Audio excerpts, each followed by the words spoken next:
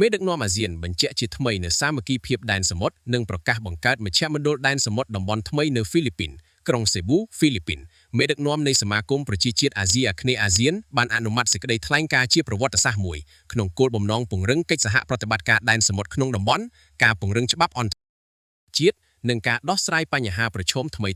ផ្នែកសន្តិសុខនិងបរិស្ថាននៅទូទាំងអាស៊ីអាគ្នេយ៍សេចក្តីថ្លែងការណ៍ដែលត្រូវបានចេញផ្សាយក្នុងឱកាសនៃកិច្ចប្រជុំកំពូលអាស៊ានលើកទី48កាលពីថ្ងៃទី8ខែឧសភាឆ្នាំ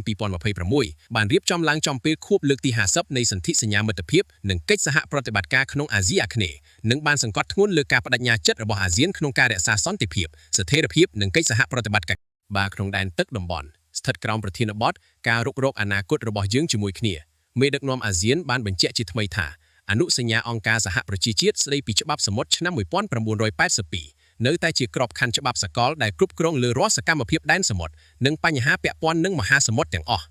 យោងតាមសេចក្តីថ្លែងការណ៍របស់មេដឹកនាំអាស៊ានស្តីពីកិច្ចសហប្រតិបត្តិការដែនសមុទ្ររដ្ឋសមាជិកបានបដិញ្ញាលើកកម្ពស់ច្បាប់អន្តរជាតិដោះស្រាយវិវាទតាមមធ្យោបាយសន្តិវិធីនិងជៀសវាងការគំរាមកំហែងឬការប្រើប្រាស់កម្លាំងបាយសេចក្តីថ្លែងការណ៍ក៏បានសង្កត់ធ្ងន់លើសារៈសំខាន់នៃការរក្សាសេរីភាពនៃការធ្វើនាវាចរនិងការហោះហើរលើដែនសមុទ្រក្នុងតំបន់ចំពេលដែលមានភាពតានតឹងបន្តកើតមាននៅក្នុងសមុទ្រចិនខាងត្បូងក្នុងនាមជាប្រធានអាស៊ានប្រទេសហ្វីលីពីនបានសម្រេចគំនិតផ្ដួចផ្ដើមទីក្រុងម៉ានីលមជ្ឈមណ្ឌលតំបន់សម្រាប់សម្របសម្រួលដោយមេដឹកនាំកំពូលក្នុងនាមជាគំនិតផ្ដួចផ្ដើមផ្នែកស្ថាប័នដ៏សំខាន់មួយអាស៊ានបានប្រកាសផែនការបង្កើតមជ្ឈមណ្ឌលដែនសមុទ្រអាស៊ាននៅក្នុងប្រទេសហ្វីលីពីនមជ្ឈមណ្ឌលដែលបានស្នើឡើងនេះរំពឹងថានឹងដើរតួជាមជ្ឈមណ្ឌលតំបន់សម្រាប់ការសម្របសម្រួលដែនសមុទ្រកិច្ចសហការផ្នែកគោលនយោបាយនិងការផ្លាស់ប្តូរព័ត៌មានក្នុងចំណោមរដ្ឋសមាជិកអាស៊ានយោងតាមប្រភពដដែលបានលើកឡើងថាមជ្ឈមណ្ឌលដែនសមុទ្រថ្មីនេះនឹងជួយសម្របសម្រួលកិច្ចសហប្រតិបត្តិការក្នុងចំណោមស្ថាប័នតាមវិស័យរបស់អាស៊ានព្រមទាំងបង្កើនសមត្ថភាពឆ្លើយតបរួមគ្នាចំពោះបញ្ហាប្រឈមផ្នែកសន្តិសុខដែនសមុទ្រនិងជៀសវាងការជន់គ្នានៃការងារពាក់ព័ន្ធការការពារហេដ្ឋារចនាសម្ព័ន្ធសំខាន់ៗនិងបរិស្ថានមេដឹកនាំអាស៊ានក៏បានគូបញ្ជាក់ពីការព្រួយបារម្ភកាន់តែខ្លាំងឡើងលើការការពារហេដ្ឋារចនាសម្ព័ន្ធសំខាន់ៗក្រោមបាតសមុទ្ររួមមានខ្សែកាបទំនាក់ទំនងក្រោមបាតសមុទ្រនិងបំពង់បង្ហូរថាមពលដែលមានសារៈសំខាន់ចាំបាច់សម្រាប់ការតភ្ជាប់ក្នុងតំបន់ពាណិជ្ជកម្មនិងសន្តិសុខថាមពលប្រភពដដែលបានលើកឡើងទៀតថាសេចក្តីថ្លែងការណ៍បានទទួលស្គាល់បន្ថែមពីការគំរាមកំហែងកាន់តែខ្លាំងឡើងដែលបង្កឡើងដោយការប្រែប្រួលអាកាសធាតុនិងការកើនឡើងកម្ពស់ទឹកសមុទ្រដោយព្រមានពីផលប៉ះពាល់សក្តានុពលលើបូរណភាពទឹកដីជីវភាពរស់នៅរបស់សហគមន៍ឆ្នេរនិងការអភិវឌ្ឍប្រកបដោយចីរភាពនៅទូទាំងអាស៊ីអាគ្នេយ៍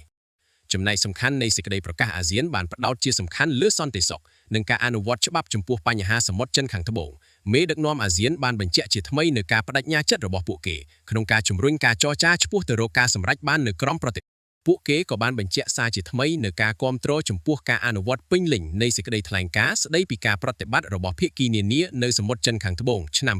2002ដើម្បីទុកជាយន្តការកសាងទំនុកចិត្តដើម្បីពង្រឹងកិច្ចសហប្រតិបត្តិការលើការអនុវត្តច្បាប់ដែនសមុទ្រកិច្ចប្រជុំកំពូលក៏បានយល់ព្រមលើកិច្ចខិតខំប្រឹងប្រែងរៀបចំជាផ្លូវការនៅវេទិកាកងការពារឆ្នេរសមុទ្រអាស៊ានស្ថិតក្រោមក្របខ័ណ្ឌធម្មនុញ្ញអាស៊ាន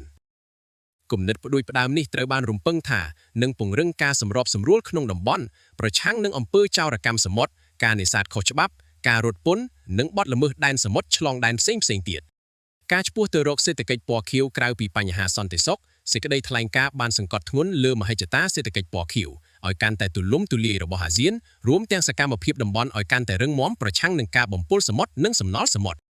មេដឹកនាំក៏បានពិភាក្សាអំពីលទ្ធភាពនៃការជំរុញកិច្ចព្រមព្រៀងតំបន់ស្តីពីការបំពុលផ្លាស្ទិកក្នុងសមុទ្រដើម្បីការពារជីវៈចម្រុះនិងប្រព័ន្ធអេកូឡូស៊ីសមុទ្រសេចក្តីថ្លែងការណ៍បានសរុបមកវិញជាមួយនឹងការបញ្ជាក់ជាថ្មីអំពីមជ្ឈភាពអាស៊ានដោយសង្កត់ធ្ងន់ថាកិច្ចសហប្រតិបត្តិការក្នុងតំបន់ជាមួយដៃគូខាងក្រៅត្រូវតែបន្តដឹកនាំដោយយន្តការដែលដឹកនាំដោយអាស៊ានការគោរពគ្នាទៅវិញទៅមកអធិបតេយ្យភាពនិងគោលការណ៍មិនជ្រៀតជ្រែកចូលកិច្ចការផ្ទៃក្នុង